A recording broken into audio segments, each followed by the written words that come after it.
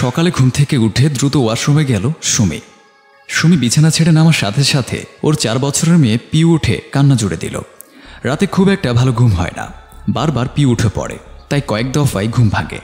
সকাল থেকে শরীর ঝিমঝিম করা শুরু করে। কিছুক্ষণের মধ্যেই সুমিকে ওর মেয়ে বিছানায় না পেয়ে বাথরুমে এসে দরজা বাড়ি দেয়া শুরু করলো, সাথে বিকট শব্দে কান্না। এটা নতুন না, রোজ হয়। আগে খুব বেশি বিরক্ত লাগলেও এখন সহ্য হয়ে গেছে। আবিরকে কয়েক দফায় ডাক দিল সুমি, সে শুনছে না, শুনলেও উত্তর দিচ্ছে না। উঠে দরজা খুলে মেয়েকে ভেতরে ঢুকালো সুমি। মেয়ের চোখে এখনো ঘুম, তাই সে কোলেই উঠবে, তুলে বসবে না। কিন্তু সুমিকে তো কাজ করতেই হবে, এটা কি আর সন্তান বোঝে? বাধ্য হয়ে মেয়েকে কোলে নিয়েই কোমরে বসে পড়ল সুমি। এইটাও নতুন না, তবে বছর 4 আগেও সুমি এসব চিন্তাই করতে পারত না। অসম্ভব আর অকল্পনীয় একটা ব্যাপার ছিল। তবে আজকাল এইসব যেন নিয়ম হয়ে দাঁড়িয়েছে। মনে হয় ওর একার নয়, অনেকেরই। কিছুক্ষণ পর আবির চোখ মুছে ডলতে ডলতে পানির বোতল হাতে এসে বলল, দরজা খোলা রেখেছ কেন? বাবুকে নিয়ে গেলে কেন? এই বলে আলসে ভঙ্গিতে অন্য বাথরুমে চলে গেল। বাবুকে নিয়েও গেল না। সুমি ওর যাওয়ার পথে তাকিয়ে আছে। এত বেশি কেয়ারলেস হতে পারে এইসব মানুষগুলো, তাকে না দেখলে জানাই হতো না ওর। মেয়ে নিয়ে বের হয়ে এসে কোনো মতে ব্রাশ করে চুলে চায়ের আর রুটির পানি বসিয়ে দিল সুমি। আবির বসে পেপার পড়ছে, ওর কাছে মেয়েকে দিল। তবে একটু পর মেয়ে আবার রান্নাঘরে চলে আসছে।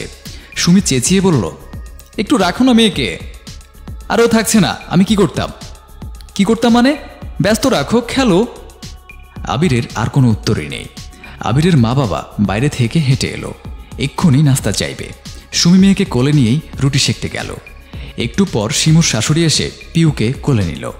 ওরা নাস্তা করতে করতে সুমি পিউকে একটু নাস্তা করিয়ে দিল। নাস্তা শেষ করে আবির অফিসের জন্য রেডি হয়ে গেল। ওর মা বাবা একটু রেস্ট নিতে চলে গেল। সুমি নাস্তা করবে, কেউ পিউকে সামলাচ্ছে না। এইটাও নিত্য ব্যাপার। পিউকে টিভিতে কার্টুন ছেড়ে দিল সুমি। যেই সুমি রুটি খেতে নিল, পিউ সুমিকে টানতে শুরু করলো ওর সাথে নাচানাচি করার জন্য। সুমি না উঠে খেতে লাগলো। এতে মেয়ে ফ্লোরে শুয়ে কান্না করা শুরু করে দিল প্রতিদিনের মতোই। সুমির শ্বশুর শাশুড়ি এসে ওকে না তুলে ঘর থেকে ডাকাডাকি শুরু করলো। কি হলো, বাচ্চা কান্না করে কেন? ওর মা কই? মোবাইল নিয়ে বসে আছে নাকি? খাওয়া দাওয়া হলো সেই কখন, এখনো কি ব্যস্ত? সুমি চুপচাপ চা শেষ করে মেয়েকে কোলে নিল, আবার আদর করলো। সুমির আজকাল বড্ড বেশি একঘেয়ে লাগে সব কিছু। সব যেন নিত্যকার, নতুন কিছু নেই। বাচ্চার সবটা একা সামলাতে গিয়ে হাঁফিয়ে উঠছে। মেয়েকে বসিয়ে রান্না করছে সুমি, যে যার মতো টিভি দেখছে। এর মধ্যে পিউ লাফালাফি করতে গিয়ে পড়ে গিয়ে ব্যথা পেল। জোরে চিৎকার করাতে সুমি এসে দেখল মেয়ের পায়ে খুব ব্যথা পেয়েছে। সবাই তখন টিভি ফেলে এসে বাচ্চাকে কোলে না নিয়ে বলতে শুরু করলো, কিভাবে পড়লো? কোথায় থাকো তুমি? কি এমন কাজ ঘরে যে একটা বাচ্চা দেখে রাখা যায় না? চত্ব সব। অনেকবার বলতে বলতে আর বলা হয় না সুমির। তো আপনারা কোথায় ছিলেন? টিভি তো দেখছিলেন। না, বলল না সুমি, জানে এর উত্তরে কি বলবে। এইসব মায়ের দায়িত্ব, বাচ্চাকে চোখে চোখে রাখতে হয়। সুমি দীর্ঘশ্বাস ফেলল। মেয়ে বেশি ব্যথা পেয়েছে, অনেকক্ষণ ধরেই কান্না করছে। মেয়েকে নিয়ে ডাক্তারের কাছে যেতে হবে। আবিরকে ফোন দিয়ে যাচ্ছে, ধরছে না। অনেকক্ষণ পর ধরে কোনো কথা না শুনে বলল, আমি ব্যস্ত আছি, বাসায় এসে কথা বলছি। সুমি কি বলল সে শুনল না। সুমি মেসেজ করে দিল, মেয়েকে সামনের বড় রাস্তার পাশের হাসপাতালে নিয়ে গিয়ে ডাক্তার দেখালাম। মেয়ের পা সামান্য মচকে গিয়েছে, বিশেষ করে বুড়ো আঙুলে ব্যথা পেয়েছে, তাই ওখানে ছোট একটা ব্যান্ডেজ লাগিয়ে বাসায় ফিরল। তখনও সুমির ফেলে যাওয়া রান্না চুলায় রয়ে গেছে। সুমি ওর শাশুড়িকে বলল, রান্নাটা করে ফেলতে পারতেন। উনি বড্ড অবাক হয়ে উত্তর দিল, রান্না এখনো শেষ হয়নি? আমি তো ভেবেছি শেষ। এতক্ষণে রান্না বসালে? আমি তো জানতামই না, রান্নাঘরে যায়নি। আচ্ছা, করছি এখন। আহারে, আমার নাতিটা ব্যথা পেয়েছে, মা পচা তো, আমার লক্ষ্মীকে একটুও দেখল না। আহারে। এই বলে পিউকে কোলে নিল। সুমি দীর্ঘশ্বাস ফেলে বাইরের কাপড় ছেড়ে আবার রান্নাঘরে ঢুকে রান্না শেষ করল। এর মধ্যে আবির বড় ক্লান্ত বেশে এসে শুরু করে দিল চিৎকার চেঁচামেচি। কি করো বাসায়? দুটো মানুষের কাজ, কিছু করতে হয়? শুধু 2টা রান্না করে তো দিন পার করো, তাও যদি বাচ্চাটা দেখে রাখতে না পারো। শুধু 2টা রান্না হলে আমি বসে থাকলেও তো ওটাও খুব সহজে হয়ে যায়, কি বলো? তা হয় না কেন? আবির উত্তর না দিয়ে ওয়াশরুমে চলে যায়। রান্না শেষ করে যখন সুমি একটু বিছানায় শুয়ে রেস্ট নিচ্ছিল, তখনই মেয়েকে সুমির কাছে আনা বড্ড সাধারণ নিয়ম। মেয়ে এসে কান্না জুড়ে দেয়, আবার উঠে বসলো সুমি। কোলে নিয়ে হাঁটছিল, খাওয়ানোর চেষ্টা করছিল। না, সে কিছুতেই খাবে না। এইদিকে ওষুধ খাওয়াতে হবে। একটু জোর করাতেই মেয়ে আবার কান্না শুরু করলো। সবাই আবার হুমড়ি খেয়ে পড়ল। কেমন মা, অসুস্থ বাচ্চাকে আবার কান্না করো? বাচ্চাকে জোর করলে কি খায়? আদর করে খাওয়াতে হয়। তো আপনারা একটু চেষ্টা করেন আদর করে খাওয়ানোর, না খেলে তো রাতে বিরক্ত করবে। এটা তো মায়ের দায়িত্ব, মাকে শুধু বললে হয়ে যায় নাকি? কষ্ট করতে হয়। আমরাও করেছি না? বাচ্চারা বড় হলে কি আর মনে রাখে? দীর্ঘশ্বাস ফেলার ভান ধরে বললেন উনি। এইসব শুনি রোজ শুনে, তাই সব নীতিবাক্যে খুব একটা অনুপ্রাণিত হই না আর। কারণ যারা সাহায্য না করে কথা শোনাতে পটু, তাদের মূল হাতিয়ার এসব নীতিবাক্য। মা হলেই মাটার মানুষ থাকে না, যেন সব কাজে সমান তালে পারদর্শী। রান্নাবান্নায় মাপ নেই, তবে বাচ্চার খেয়াল রাখা আবশ্যক। সাহায্যের বেলায় কেউ নেই, তবে তোমার শান্ত থাকা আবশ্যক। তুমি না মা? রাগারাগি, মাথা গরম, মন খারাপ, ক্লান্তি, ঘুম, 5 মিনিট দরজা বন্ধ করে ওয়াশরুমে, এইসব আবার কি? তুমি না মা? রাতে সবার খাওয়া শেষ হলে সুমি খেতে বসলো, তাই আবিরের কোলে দিয়ে টিভিতে কার্টুন ছেড়ে দিল মেয়েকে। আবিরকে অবশ্যই এখনই খবর দেখতেই হবে, তাই মেয়ে কাঁদতে কাঁদতে আবার সুমির কোলে উঠে আসবে। খেতে খেতে আবিরকে বলল, তোমাকে না ফোন দিলাম, ধরলে না কেন? কার সাথে আড্ডা দিচ্ছিলে? মেয়ে পায়ে ব্যথা পেয়েছে, তার চেয়ে আড্ডা বেশি হলো। আমি মেসেজ পেয়েছি ঘরে এসে, আর অফিসের সবাই মিলে খেতে গেল, তাই জোর করে নিয়ে গেল। আর তুমি তো করেই এনেছো, আমারও দরকার কি? সুমি আজকাল এইসব বাহানার আর উত্তর দিতে পারে না। এমন না যে সুমি সব সময় চুপ করে শুয়ে যায়, একদম না। অনেক চেষ্টা করেছে, কিন্তু তারা মায়ের উপর দায়িত্ব নামে সব চাপিয়ে দেওয়ার নিয়মটাকে আগড়ে ধরে রাখতে চায়। রাতে বিছানায় যেতে যেতে ভীষণ ক্লান্ত সুমি। মেয়ের ঘুম নেই। আবিরকে বলল, একটু হাঁটো মেয়েকে নিয়ে। সে 5 মিনিটে ক্লান্ত হয়ে শুয়ে পড়ল।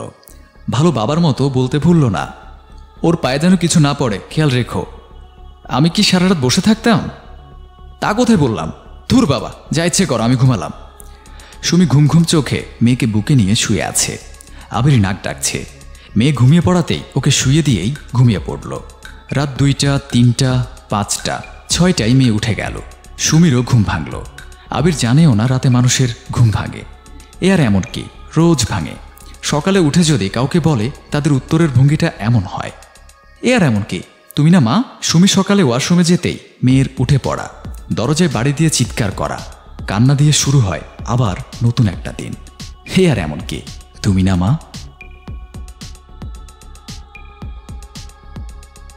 সকাল থেকে রান্নায় ব্যস্ত নীলা।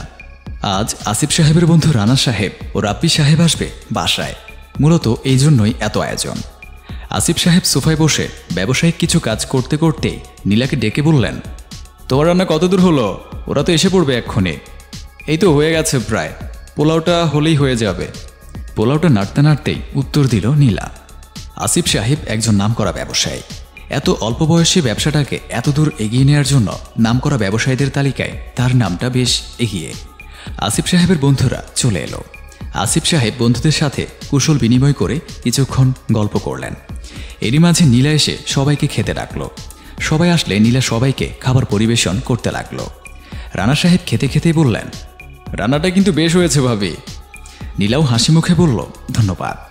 রানা সাহেব আসিফ সাহেবের বন্ধু হলেও আসিফ সাহেবের এই সাফল্য কোনোভাবেই মেনে নিতে পারে না রানা সাহেব। সব সময় বিভিন্ন ফন্দি আঁটতে থাকে কিভাবে আসিফ সাহেবের ব্যবসার ক্ষতি করা যায়। হঠাৎ একটা ফন্দি এটেও ফেলে।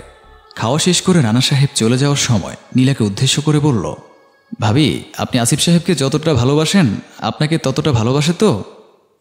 কেন বাসবে না, অবশ্যই বাসে। না, একটু চোখে চোখে রাখবেন। এটা বলেই চলে গেল রানা সাহেব। নীলাও বিষয়টা নিয়ে মাথা ঘামালো না। পরের দিন নীলা জামা কাপড়গুলো গুছিয়ে রাখছিল। হঠাৎ একটি অপরিচিত নাম্বার থেকে ফোন আসলো।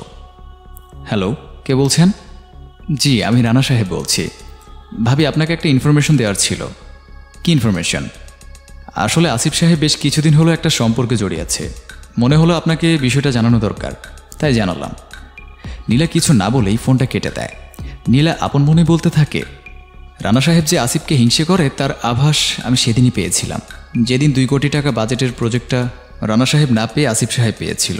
তার জন্য রানা সাহেব আমাদের মাঝে পারিবারিক অশান্তি সৃষ্টি করতে চাইছে, যেন ব্যবসায়িক কাজে আসিফের মনোযোগ নষ্ট হয়ে যায়, আর সেই সুযোগটাই রানা সাহেব নেবে। সব কিছু এখন পানির মতো পরিষ্কার আমার কাছে। আসিফকে বিষয়টা এক্ষুনি জানাতে হবে। এটা ভেবে মোবাইলটা হাতে নিতেই রানা সাহেবের ফোন আসে। ওপাশের কোনো কথা না শুনে নীলা কড়াভাবেই বলে দেয়, আপনার এসব বাজে কথা আপনি আমাকে কখনোই বিশ্বাস করাতে পারবেন না, আর আমি এক্ষুনি আসিফকে সব জানাচ্ছি। তখনই রানা সাহেব হেসে বলে, ভাবি আপনার সাথে একটু মজা করেছিলাম, দেখছিলাম আপনি আমার বন্ধুকে কতটা বিশ্বাস করেন। এমন মজা আমার পছন্দ না রানা সাহেব, আশা করি কথাটা মনে রাখবেন। এ কথা বলেই ফোনটা রেখে দেয় নীলা। নীলাকে টলানো সহজ হবে না ভেবে রানা সাহেব নতুন ফোন দিয়ে আটতে শুরু করে। একদিন রানা সাহেব আসিফ সাহেবের অফিসে আসে। আসিফ সাহেবের সাথে গল্প করার এক পর্যায়ে গিয়ে বলে, বন্ধু শুধু কাজ নিয়ে ব্যস্ত থাকলেই হবে? ভাবিকেও তো সময় দিতে হবে, না হলে তো সংসার টিকবে না।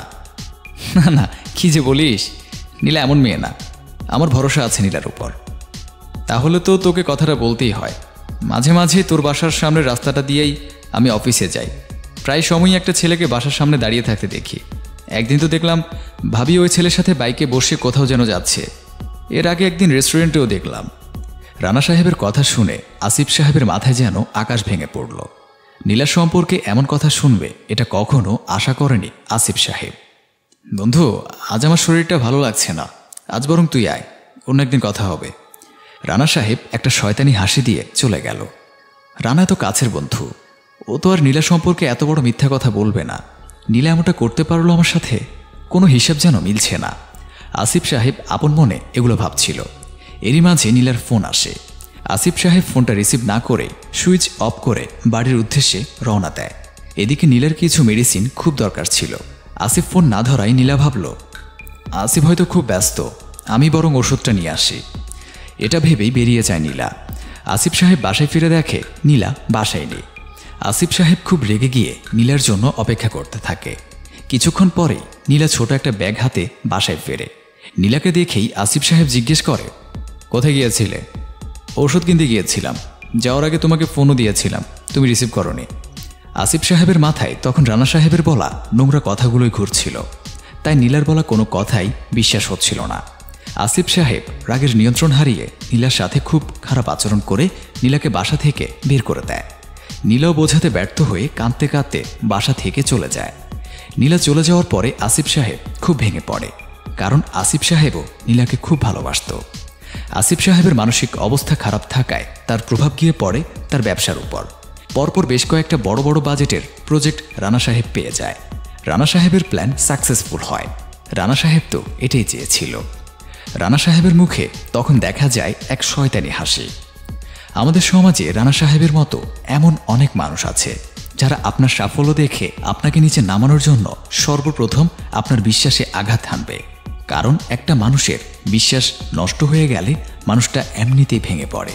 তাই সাবধান হন, প্রিয় মানুষটাকে অবিশ্বাস করার আগে অবশ্যই ভালোভাবে ভেবে নিন।